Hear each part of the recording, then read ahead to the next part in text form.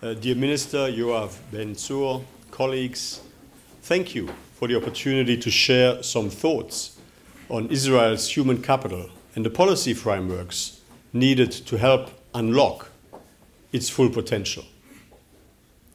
Human capital is a critical driver of economic growth and well-being.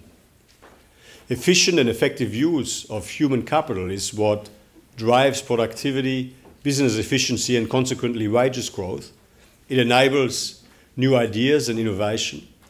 It drives increased gains from investment in new technologies and equipment. And it allows individuals to reach their full potential. Nowhere in the world is this link clearer than in Israel's high-tech sector. This sector is a world leader in productivity, meaning that it makes very efficient and effective use of its human capital, producing relatively more goods and services with the same amount of workers. Israel's culture of innovation has helped optimize the use and the impact of human capital in this sector. Israel invests about 5% of its GDP in business, research and development, which is the highest level across the OECD, by far. And the results are impressive, with the high-tech sector now a major engine of Israel's growth, driving over half of Israel's exports, accounting for more than 15% of Israel's GDP, employing around 12% of Israel's workforce, which is more than twice the share across European Union countries. Looking ahead, I urge policymakers in Israel to keep the momentum going, to continue to seize the opportunities to boost the use and impact of human capital across the entire economy. Policy action will help set the stage for stronger future growth against the backdrop of a structural drag on workforce participation, productivity and growth caused by population aging. The OECD has identified 4 key actions to help boost productivity in Israel and therefore make the most of its human capital. First, further developing the skills of the Israeli workforce, since skilled workers are more productive. Today, Arab Israeli students have a learning gap equivalent to about 4 years of schooling relative to the rest of the population. These gaps follow them into adulthood. The share of Israeli adults with low levels of literacy or numeracy is much higher than the OECD average. And the gaps in adult skills in Israel are the widest among OECD countries. Core subjects such as language, mathematics, and natural sciences could be strengthened across all 4 school streams. Similarly, work-based vocational training, apprenticeships, and facilitated transitions from vocational to tertiary education can help more adults join the skilled labour market. Coding boot camps, internships for underrepresented groups can also broaden the talent pool for the high-tech sector, which currently suffers from labour shortages. Skilled workers are more efficient and effective, and they are also vital to Israel's high-tech sector. Second, encouraging labour market participation to expand the talent pool available for firms. Israel is experiencing a historically high rate of job vacancies. However, there is significant untapped potential in the Haredi and Arab Israeli communities. These populations have a lower level of labour market participation than the rest of the population, especially Haredi men and Arab Israeli women. Those Haredis and Arab Israelis who do work are underrepresented in the high-tech sector.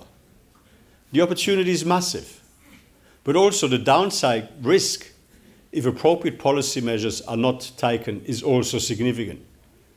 Because by 2050, the Haredi are expected to represent 30% of Israel's population, up from their current 10%. The combination of that growth with population aging in the wider Israeli population will have negative impacts on productivity and growth if not addressed effectively. Pro-work incentives, such as a bonus for second earners in the earned income tax credit, could encourage labour market participation, especially for those groups that have lower employment rates. Supporting parents by increasing childcare facilities, especially in Arab municipalities, can free more of them to join the workforce. Better transport, digital and housing infrastructure would also facilitate the connection between people and jobs. Integrating more people of working age into the labour market will help expand the talent pool for firms, especially for those who struggle to fill vacancies. Third, boosting competition in the traditional sectors to encourage capital investment. This includes wholesale trade, construction, transportation, accommodation and food products, among other sectors. These sectors employ around 9 in 10 Israeli workers, many of whom have low-quality jobs with fewer working hours, lower wages and limited income from other sources. They also have lower levels of productivity compared to Israel's high-tech sector.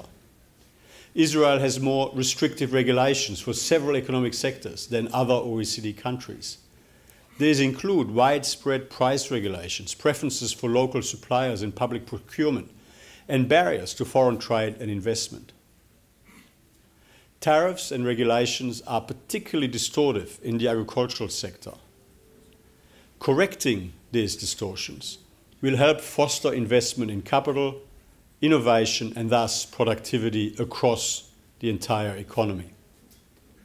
Finally, increasing the adoption of digital technologies to close the productivity gap between firms. In Israel, as in many other countries, the pandemic has accelerated the uptake of digital technologies. But this has not been sufficient to bridge the gap in internet use across population groups or firms. Firms in traditional sectors lag in the uptake of digital technologies and tools such as online sales, resource planning, big data analysis, and artificial intelligence. Small firms in these sectors would greatly benefit from grants for digital technology adoption, as they usually face financing constraints. Deploying high-speed internet in underserved areas and encouraging digital training would also contribute to closing these gaps. Digital technologies have translated into huge productivity increases for those firms who were able to adopt them. Supporting companies that are lagging in the adoption of digital technologies will help them catch up with the most productive ones, to further increase the productivity of the Israeli economy. In closing, public policies aimed at closing the gaps in the workforce and between firms will help to further increase the overall productivity of Israel's economy. The OECD will continue to support Israel with practical policy advice in this area. To fully unlock the potential of Israel's human capital, to enhance the prosperity and living standards of all Israelis, and to continue building on Israel's global innovation success story. I wish all of you an excellent and productive discussion today.